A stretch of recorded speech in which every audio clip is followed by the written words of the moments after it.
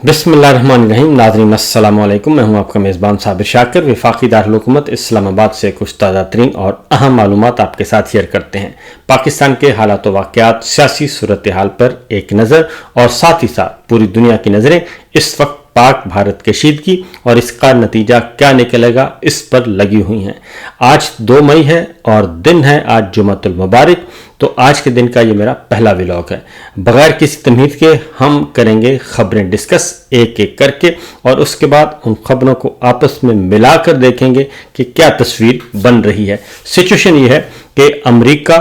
से भारत जो है वो असलहा खरीद रहा है और भारी भरकम मुआहदे कर रहा है। फ्रांस से असलहा खरीद रहा है। फ्रांस से उसने राफेल 26 तैयारे खरीदने का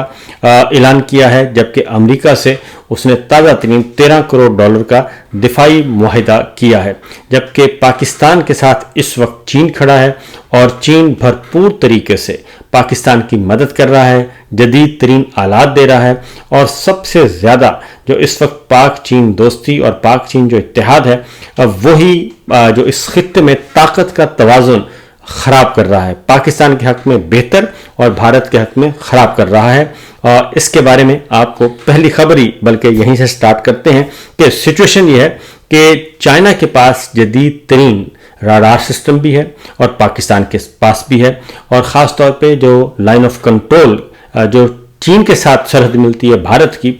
वहाँ पे चाइना ने भी अपने जदीद तरीन आलात नस्ब किए हुए हैं, जिसकी वजह से भारत की तमाम तर नक्लो हरकत जो है वो इंटेलिजेंस शेयरिंग हो रही है पाकिस्तान के साथ, जिसकी वजह से भारत सरकार को और भारतीय फौज को वो कुछ करने का मौका नहीं मिल रहा जो वो करना चाह रही है। इसीलिए जो 4 राफेल तैयारे एक कोशिश की थी, एक अटेम्प्ट की थी, वो पेट्रोलिंग कर रहे थे और पेट्रोलिंग करते करते उन्होंने कोई कार्रवाई भी डालनी थी आज से 3 दिन पहले, लेकिन वो नहीं कर सके क्योंकि उनका अपना सिस्टम जो है वो जैम हो गया था और वो हुआ था जो पाकिस्तान वाली साइड पे रडार सिस्टम लगा हुआ उसकी वजह से। इसलिए अब अगले मरहले में अब कोई और स्ट्रेटजी लेकर आएंगे, उसके बारे में भी आपको बताते हैं। लेकिन पाकिस्तान के साथ चाइना इस वक्त डट कर खड़ा है। एक और इशू जी, अगली खबर जो है वो है कि मुकम्मल तौर पे अब जो सिचुएशन है 2 मई की डेडलाइन दी हुई थी कि 2 मई से पहले पाकिस्तान और भारत के जो शहरी हैं वो पाकिस्तान और भारत छोड़ दें, क्योंकि जो भारत में पाकिस्तानी शहरी थे उनको भी लास्ट वार्निंग दी हुई थी, लास्ट डेट दी हुई थी और इधर पाकिस्तान ने भी भारतीय शहरियों को ये वार्निंग दी हुई थी और वो डेडलाइन ख़त्म हो गई है। और अब तमाम के तमाम जो वीज़े पे पाकिस्तानी भारत में थे और जो वीज़े पर हिंदुस्तानी पाकिस्तान में थे वो सब अपने अपने वतन को जा चुके हैं और अब बॉर्डर मुकम्मल तौर पर कर दिया गया है सील और किसी किस्म की नकलो हरकत नहीं है। यहाँ तक के जो सफारतकार बुलाने थे वो सफारतकार ख़ास तौर पे जो दिफाई शोबों के थे, पाक फ़िज़ाइया का, पाक बहरिया का और बर्री फ़ौज के जो 3 नुमाइंदे हमारे होते हैं और इस तरीके से भारत के जो 3 नुमाइंदे इधर थे दिफाई मुशीर, वो सारे के सारे वापस जा चुके हैं और सिफारती अमला भी 30 तक अब महदूद कर दिया गया है। इसलिए अब ये सारे काम कर दिए गए हैं। अब जो है वो क्रूशल टाइम शुरू हुआ चाहता है, क्योंकि अभी एक और चीज़ बाकी है, मैं आगे जाके बताऊंगा कि जिसकी वजह से अभी तक भारत जो है वो हमला करने की जुर्रत नहीं कर सका। अगली खबर जो है जी वो है भारत ने पाकिस्तान के लिए अपनी फ़िज़ाई हदूद बंद कर दी है और इसी में एक खबर छुपी हुई है, क्योंकि ये तो आप सबको मालूम है कि भारत ने फ़िज़ाई हदूद पाकिस्तान के लिए बंद कर दी है, लेकिन ये बंद की है 23 मई तक। इसका मतलब बड़ा क्लियर है कि 23 मई तक जो है वो अलर्ट है और हाई अलर्ट है, रेड अलर्ट है और 23 मई तक तो कंफर्म है कि भारत जो है उसके अज़ाइम क्या हैं। और उस दौरान एक और इवेंट है, उस इवेंट का इंतज़ार किया जा रहा है भारत की तरफ से। वो इवेंट ख़त्म हो तो उसके बाद वो शायद वो कोशिश करे इस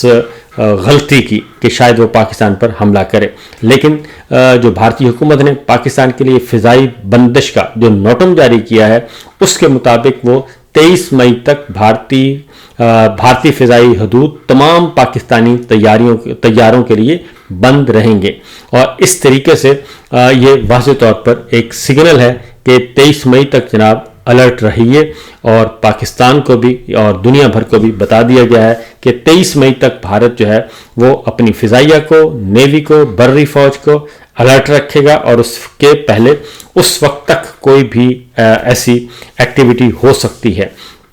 उसके बाद है कि पाकिस्तान ने क्या किया है, पाकिस्तान ने कराची और लाहौर की मखसूस फ़िज़ाई हदूद जो है वो बंद कर दी है, और तमाम तर फ्लाइट ऑपरेशन जो हैं वो रोक दिए गए हैं, और रावलपिंडी, इस्लामाबाद और इस साइड पे तमाम तर पाकिस्तान की जो फ़िज़ाई हदूद है, किसी भी तैयारे को, इवन पाकिस्तान ने अपने भी किसी भी एयरलाइन को, किसी भी जहाज़ को बैन कर दिया है कि वो नज़र नहीं आएगी। उसकी वजह मैं आपको बता दूं, नंबर 1 ये कि हमारे जो गैर रवायती एयरपोर्ट्स के तौर पे हम यूज़ करते हैं, मोटरवेज़ को यूज़ करते हैं, गैर रवायती वो हमारे रनवे हैं। जब हालत जंग में कोई भी मुल्क चला जाता है, तो पाकिस्तान भी जब हालत जंग में होता है तो वो मोटरवेज के कुछ एरियाज़ हैं जिनको वो इस्तेमाल करता है, पाकिस्तान हम करते हैं कि रनवे के तौर पे। तो लिहाजा 2019 में भी ये एक्सरसाइज की गई थी और अब भी की गई है, इसलिए वो रावलपिंडी और इस्लामाबाद की जो है वो फ़िज़ाई हदूद बंद कर दी गई है हर तरह के तैयारों के लिए। नंबर 1 ताकि जो पेट्रोलिंग हो रही है, हमारी फ़िज़ाइया पेट्रोलिंग कर रही है, हमारे एयरक्राफ्ट्स पेट्रोलिंग कर रहे हैं, वो डिस्टर्ब ना हो, क्योंकि बार बार उड़ना वहाँ से और फ़िज़ा में बुलंद होना किसी और कोई नुकसान हो। नंबर 1। नंबर 2 इसका एक ये भी है कि क्योंकि रडार सिस्टम पे आप देख रहे होते हैं,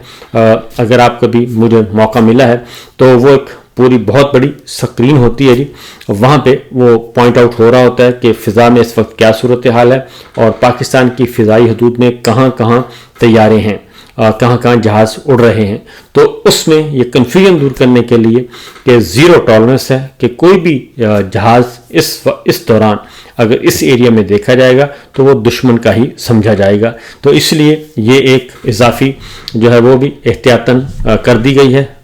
मुस्तकिल तौर पे, और ताकि ये सारी जो चीज़ें शक शुबा बाकी ना रहे। इसके अलावा भारत को एक और मसला पैदा हुआ है कि भारत को मसाइल का सामना है अंदर तौर पे, ख़ास तौर पे मोदी सरकार को, क्योंकि जो ये पहलगाम वाला वाक़या है, अभी तक भारत के अंदर सिचुएशन ऐसी है कि डिवीजन है, और वो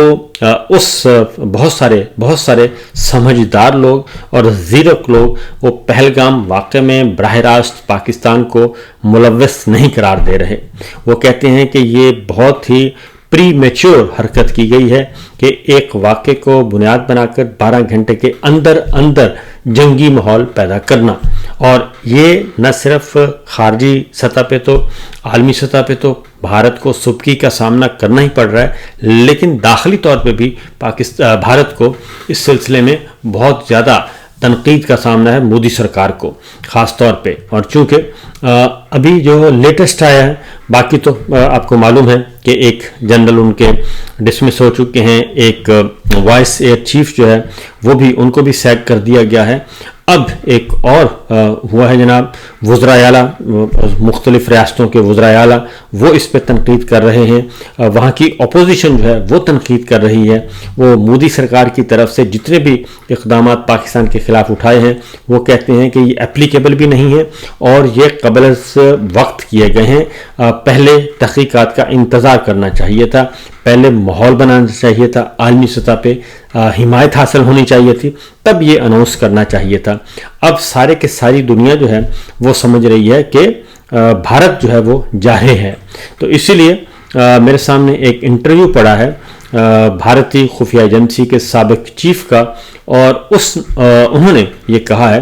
कि रिसर्च एंड एनालिसिस विंग के साबिक सरबराह हैं अमरजीत सिंह दौलत ने पहलगाम हमले को भारतीय सिक्योरिटी इदारों की नाकामी करार दिया है, और उन्होंने कहा कि इस वाक़े के बाद भारत और पाकिस्तान के दरमियान बाकायदा जंग का कोई इम्कान नहीं है, बल्कि तवक्को है कि मामलात बातचीत के ज़रिए हल हो जाएंगे। बीबीसी को उन्होंने इंटरव्यू दिया है और उन्होंने कहा है کہ بھارت کو کوئی سرجیکل سٹرائک یا بالاکوٹ جیسا اقدام کرنا چاہتا ہے تو ضرور کرے، محدود فوجی کارروائی قابل قبول ہو سکتی ہے، تاہم ان کا کہنا تھا کہ جنگ کی بات کرنا دراصل جوہری ہتھیاروں کی جنگ کی بات ہے اور یہ سب محض ڈرانے کے حربے ہوتے ہیں۔ اور انہوں نے یہ بھی کہا کہ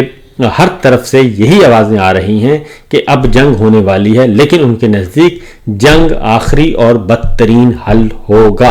اور انہوں نے یہ بھی کہا کہ نریندر مودی نے پہلگام حملے میں 26 سیاحوں کی ہلاکت کے بعد سخت رد عمل کا اظہار کرتے ہوئے کہا تھا کہ وہ اس حملے کے ذمہ دار دہشت گردوں اور ان کی حمایت کرنے والے کو دنیا کے کسی بھی کونے سے ڈھونڈ نکالیں گے اور انہیں سزا دیں گے۔ تو اس طریقے سے وہ کہتے ہیں کہ جناب جنگ ونگ کا کوئی چانس نہیں ہے اور یہ معاملہ جو ہے وہ اپنے اندر کا ہی ہے۔ اور انہوں نے ایک اور بات بھی کی ہے، انہوں نے یہ کہا ہے کہ یہ پہلے انویسٹیگیشن ہونی چاہیے اور خاص طور پہ، اور انہوں نے کہا کہ اس کے بعد کوئی اقدام اٹھایا جانا چاہیے، اس سے پہلے جو ہے وہ دنیا تسلیم نہیں کر رہی کہ آپ ایک واقعے کی بنیاد پہ جنگ کے ماحول کی طرف چلے جائیں۔ تو یہ صورتحال چل رہی ہے جی۔ سعودی عرب، ایران، متحدہ عرب امارات جیسے ممالک جو ہیں وہ بھی ثالثی کا کردار ادا کر سکتے ہیں۔ یہ بھی امرجیت سنگھ نے یہ کہا ہے کہ یہ جو بردر کامن کنٹریز ہیں، بردر ملک ہیں جو پاکستان کے ساتھ بھی تعلقات ان کے ہیں، ہمارے ساتھ بھی ہیں، تو کامن فرینڈز جو ہیں وہ یہ کام کر سکتے ہیں کہ اس کشیدگی کو ختم کروا سکتے ہیں۔ اس کے ساتھ ساتھ جی ایک اور بھی معاملہ ہے اور وہ ہے چین کے سفیر نے وزیر اعظم شہباز شریف فارم 47 کے ہیں بے شک، ان سے ملاقات کی ہے اور اپنی مکمل حمایت کا یقین دلایا ہے۔ کچھ ڈسکشن بھی ہوئی ہے کیونکہ زیادہ امکان یہ ہے کہ بھارت جو ہے وہ ایک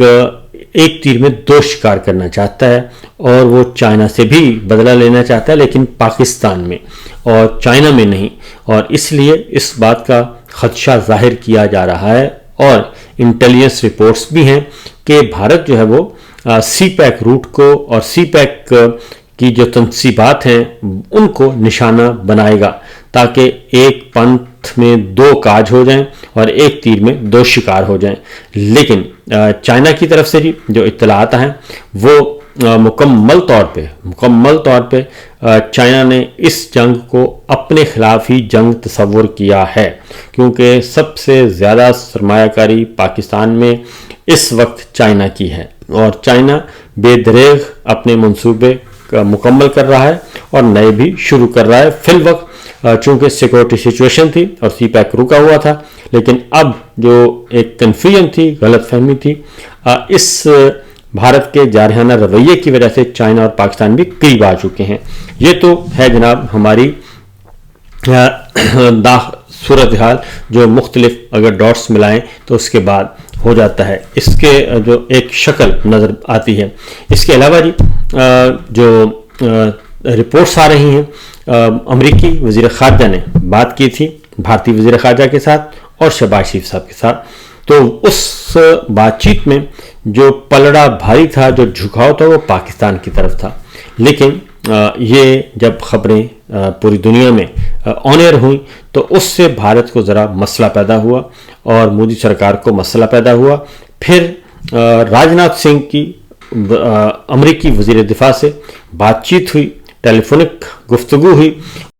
اور پھر اس گفتگو کو بیلنس کرنے کے لیے جو شہباز شریف صاحب اور امریکی وزیر خارجہ کے درمیان ہوئی تھی اور امریکی وزیر خارجہ اور جے شنکر کے درمیان ہوئی تھی، ان کا جو خبر ریلیز کی امریکی سفارت خانے کی طرف سے اور امریکی محکمہ خارجہ کی طرف سے، تو وہ بڑی ہی اس کا جھکاؤ پاکستان کی طرف تھا، تو اس سے ذرا تھوڑا سا سبکی کا سامنا کرنا پڑا۔ پھر بھارتی وزیر دفاع راجناتھ سنگھ نے امریکی وزیر دفاع سے بات کی اور اس کا پھر خبر جو ہے، اس خبر کا جھکاؤ جو ہے وہ بھارت کی طرف ہے، اور وزیر دفاع امریکہ کے انہوں نے کہا کہ جناب ہم مکمل طور پر بھارتی مفادات کے ساتھ کھڑے ہیں، بھارت کے ساتھ کھڑے ہیں، اور پاکستان نے اس سلسلے میں وہ زیادتی کی ہے، یہ آپ کہہ سکتے ہیں۔ اور لیکن دوسری جانب جو اس وقت جتنے بھی سمجھدار لوگ ہیں وہ بھارت کو یہی کہہ رہے ہیں کہ آپ حملہ کرنے کی غلطی مت کرنا۔ اس کے ساتھ ساتھ مودی سرکار جو ہے وہ کافی اس کے پریشان کن حالات ہیں، کیونکہ میں نے آپ کو بتا دیا ہے کہ وہ ایک جہرے کے طور پہ اس کو لیا جا رہا ہے، اور پاکستانی مندوب جو اقوام متحدہ میں ہیں، انہوں نے سیکرٹری جنرل انطونیو گوترس سے بات کی ہے، اور انہوں نے سیکرٹری جنرل سے اسی سلسلے میں بات کی ہے، اور